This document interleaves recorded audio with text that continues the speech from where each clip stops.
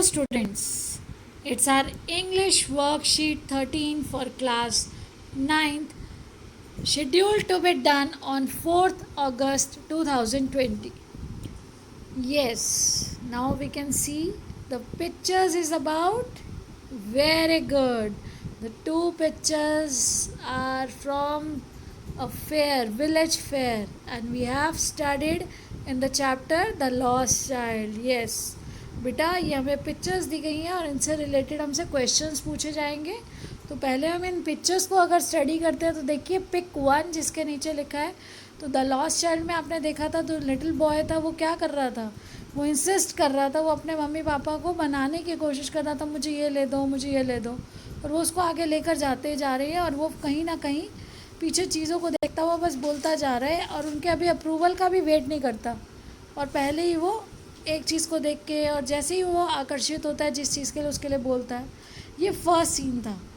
अब आप देखिए ये लास्ट में है कि पिक 3 है, जब वो बच्चा मम्मी पापा से अलग हो गया और एक पर्सन उसको मनाने की कोशिश कर रहे हैं.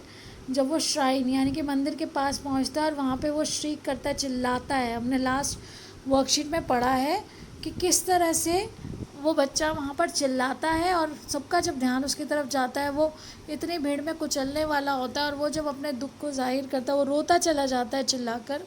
और उसको एक पर्सन समझाने के लिए वो हर चीज़ लगभग उन्होंने ऑफ़र कर दी.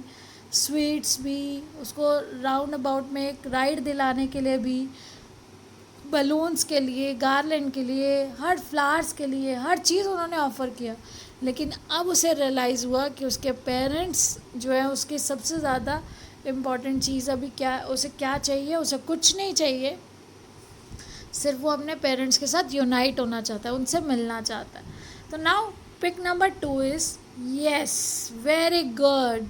आई know everyone knows that. Yes बेटा आपने बिल्कुल सही पहचाना कि ये जो पिक नंबर 2 है ये पिक नंबर 2 है the fun they had chapter से. तो the fun they had chapter जो है बेटा उसमें बताया गया कि किस तरह से जो आज के स्कूल्स हैं और अगर आगे हम लगभग 150 साल बाद अगर सोचेंगे कि स्कूल कैसे होंगे तो वहाँ क्या होगा, रोबोट्स होंगे जो टीचर होंगे या उसके अंदर मॉड्यूल्स हैं, वो वर्चुअल क्लासरूम्स. देखो आपको बताया गया जैसे अभी आप ऑनलाइन क्लासरूम, आप कंप्यूटर्स पे सब कुछ देख रहे हैं, मोबाइल्स पे सब कुछ देख के समझ रहे हैं. तो वहाँ बेसिकली बच्चों को पढ़ना ही इसी तरह से होगा. जैसे आपने मार्गी और टॉमी के बारे में पढ़ा था और किस तरह से वो बोर हो जाती थी और उसने कहा कि नहीं, जो पहले के स्कूल यानी कि जो आज आपके प्रेजेंट के स्कूल है वो बहुत अच्छे हैं क्योंकि हमारी सोशल डेवलपमेंट होती है, हम सेम एज लेवल के ग्रुप के बच्चे एक साथ पढ़ते हैं, एक सी चीज़ सीखते हैं और हम एक दूसरे की अपने होमवर्क्स में भी मदद कर सकते हैं. Very good. Now it was the revision of 2 chapters. Through the pictures they gave us the revision. तो अभी हमने वो पिक्चर्स के थ्रू ही हमने रिवाइज कर लिया, रिकॉल कर लिया. Let's recall. हमने वो चैप्टर्स के बारे में रिकॉल कर लिया जो 2 चैप्टर इस वर्कशीट में कवर किए गए हैं. Now let's move to the questions. Yes, very good. Now the first question is which chapters do the pick 1 and 2 remind you of.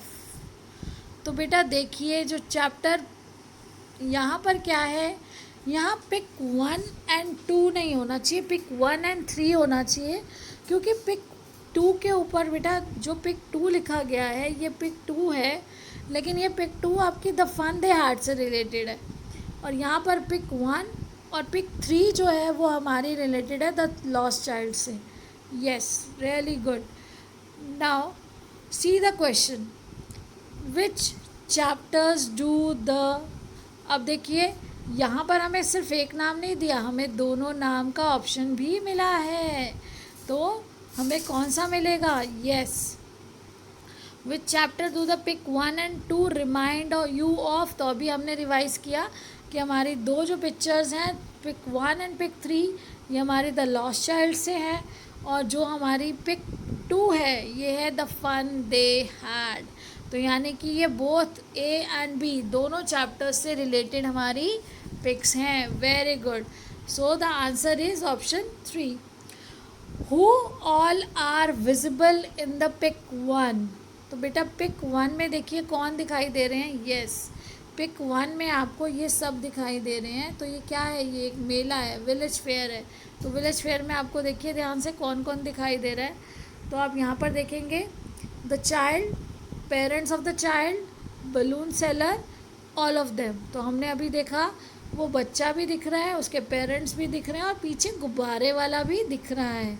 तो क्या आंसर होना चाहिए, very good, all of them. तो यहाँ देखिए पिक 2 रिमाइंड्स यू ऑफ, तो pick 2 हमें remind करा रही है द फन दे हैड, और उसके करेक्टर्स कौन है, यस जॉय नेहा, इरफान जूबी, सोनू मोनू कुछ नहीं है। First option is correct, Tommy and Margie. In pic 3 the child is dash. तो अभी देखिए पिक 3 में बच्चा क्या कर रहा है, जी वेरी गुड, आपने बहुत अच्छे से फ़ोटो को पहचाना और बहुत अच्छे से उसको एनालाइज किया कि ये बच्चा इस समय में परेशान है, वो रो रहा है। अब उसको 4 बार, उसको किसी की भी ज़रूरत नहीं है, ही ओनली नीड्स हिज पेरेंट्स, उसको सिर्फ अपने पेरेंट्स चाहिए और कुछ नहीं चाहिए। Now the answer for this is, अब आप देखिए हमने ऊपर जो किया बोथ 1 एंड 2 था, फिर ऑल ऑफ देम था, यहाँ पे टॉमी एंड मार्गी था। अब पिक 3 जो है वो चाइल्ड क्या कर रहा है, क्राइंग, स्लीपिंग, लाफिंग और स्टडिंग, ये सारे एक्शन वर्ड्स आपको दे दिए। वो रो रहा है, वो सो रहा है, वो हंस रहा है, वो पढ़ रहा है, तो वो रो रहा है। What do we use for online learning. तो बेटा ऑनलाइन लर्निंग आजकल कैसे हो रही है, मोबाइल्स पे हो रही है, पहला ऑप्शन। दूसरा कंप्यूटर्स पे हो रही है। Third option is tablet, tablet पे भी हो रही है। तो हमारा फोर्थ ऑप्शन है all of them, yes the answer is all of them. Next chapter, next question is who is the author of the fun they had. तो fun they had के लेखक कौन हैं। हमने चैप्टर की जो समरी की थी, जो वर्कशीट आई थी, उसको भी जब पढ़ा था तो उसमें भी आपको पता है कि वो समरी जो आपको दी गई थी, तो फर्स्ट सेंटेंस में भी आपको ये बताया गया था कि second option Isaac Asimov is the author of the fun they had. Which of the following word is an antonym of learning. बेटा ये जो एंटोनिम वर्ड होता है, ये होता है opposite, synonym, synonym same, similar. देखिए सिनोनिम, अगर आप सिनोनिम देखेंगे, सिनोनिम, निम मतलब नेम होता है, नेम वो वर्ड उससे रिलेटेड। अब सिनोनिम उसके सेम, अब एस भी सेम से है। अब ये देखिए सेम, सिमिलर,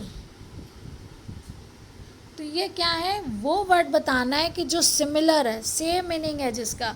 देखिए सारे ऐसे हैं तो आएगा आपका सिनोनिम, या वर्ड विथ सेम मीनिंग, आपको इस तरह से बोला जाएगा, या सिमिलर वर्ड बोला जाएगा तो same meaning, synonym same meaning. अब है हमारा एंटोनिम। तो antonym is the opposite of synonym. तो यहाँ पे देखिए बेटा एंटोनिम, तो antonym is opposite word, opposite to, यानी कि सिमिलर नहीं होगा उसका meaning, opposite meaning of this word. तो पहला वर्ड है नॉलेज, लर्निंग मतलब कुछ सीखना, नॉलेज भी कुछ सीखना, कुछ पाना, कुछ ज्ञान लेना। एजुकेशन में भी आप यही करते हो, ज्ञान प्राप्त करते हो। इग्नोरेंस, नज़रअंदाज कर देते हो किसी चीज़ को, ज्ञान अगर सामने हो भी रहा है तो आप सीखना नहीं चाहते हो। लिटरेसी भी आपका ज्ञान से संबंधित है। तो अपोजिट वर्ड क्या हो जाएगा, ignorance. A child went to the market to buy an orange, a candy and an umbrella. Which part of speech do the underlined words represent? तो यहाँ देखिए बेटा एक बच्चा है जो गया मार्केट क्या करने के लिए, ऑरेंज खरीदने के लिए, एक कैंडी, एक ऑरेंज, एक संतरा, एक कैंडी और एक अम्ब्रेला, एक छतरी खरीदने के लिए। अब पूछ रहे हैं कि यहाँ पे ऑप्शन आपको दी गए हैं कि कौन सा पार्ट ऑफ स्पीच अंडरलाइन किया गया है। जो अंडरलाइंड वर्ड है वो कौन से पार्ट ऑफ स्पीच से बिलोंग करते हैं। तो देखिए बेटा फर्स्ट ऑप्शन है प्रेपोजिशन। प्रेपोजिशन तो हमें पोजीशंस बताते हैं, यहाँ पे तो हमें पोजीशंस नहीं बताई जा रही है, आपको ए से क्वांटिटी बताई जा रही है, द स्पेसिफिक के लिए बताया जा रहा है। फिर उसके बाद यहाँ देखिए तो सारे वर्ड्स क्या हैं, ए एंड द, और ए एंड द जो होते हैं वो हमारे आर्टिकल्स होते हैं। और कंजक्शंस क्या होते हैं, कंजक्शंस होते हैं जो कनेक्टर्स का काम करते हैं, दो सेंटेंसेस को कनेक्ट करते हैं। मोडाल्स हैं जो हमारे इमोशंस को, हमने वर्कशीट्स में भी लास्ट पढ़ा है कि हमारे स्ट्रॉन्ग इमोशंस और फीलिंग्स को जो हमारे रिप्रेजेंट करते हैं वर्ड्स, वो मोडाल्स हैं। तो अब मॉडल्स जो है आपके, वो मॉडल्स वही जो आपके स्ट्रॉन्ग, जैसे शुड, वुड, कुड, तो ये सारे जो आपका मे, माइट, जो पॉसिबिलिटी बता रहे हैं और उसको बता रहे हैं कि परमिशन के लिए आप मे, माइट का यूज़ कर रहे हो, पॉसिबिलिटी के लिए कर रहे हो, वो मॉडल्स हैं। लेकिन यहाँ पर जो है पार्ट ऑफ स्पीच वो क्या है बेटा, yes, very good, articles, A, use of A and the, ये आर्टिकल्स में होता है। I hope you understood. बेटा अच्छे से इसको करिए और साथ ही साथ दोनों चैप्टर को एक बार रिवाइज करिए, दोनों की रीडिंग करिए। ये आपके कुछ एमसीक्यूज़ आपको दिए गए हैं, कुछ क्वेश्चंस देकर आपको जिस तरह से पैटर्न बदल गया उस तरह से आपसे क्वेश्चन फॉर्म दिए जा रहे हैं आपको, ताकि एटलीस्ट आप उसको पहचान सकें कि करेक्ट आंसर क्या है। लेकिन अगर आप पढ़ेंगे नहीं तो करेक्ट आंसर नहीं जान पाएंगे। तो प्लीज़ आप साइड बाय साइड चैप्टर्स को भी पढ़िए। आपको मिनिमम वर्ड्स में, इजी लैंग्वेज में समरी भी दी जा रही है। लास्ट वर्कशीट को भी रिवाइज़ कीजिए। जो वर्कशीट आपकी लास्ट आई थी वो इसमें ऑलरेडी एग्जिस्ट करती है, वो वर्कशीट आप करिए जो आपकी इस चैप्टर से रिलेटेड आई थी। और मैं उसका आपको लिंक भी इसमें पीछे लास्ट में अभी शेयर कर दूँगी, ताकि उस पर आप बटन पे टच करेंगे तो आप अपनी वो समरी वाली शीट एक बार देख पाएंगे। आपके पास इसी चैनल पर द फन दे हार्ड का भी चैप्टर है, उसका भी मीनिंग के लिए अलग चैप्टर की भी वीडियो है और उससे रिलेटेड वर्कशीट भी है। तो प्लीज़ अपने वर्कशीट नंबर्स आपके पास सारे हैं और सारे इस पर अवेलेबल हैं। तो अगर आपको दोबारा रिवाइज़ करना है प्लीज़ उसे रिवाइज़ करिए और अच्छे से अपनी साइड बाय साइड पढ़ाई करिए। Stay happy, stay blessed. Thank you so much. Enjoy your day.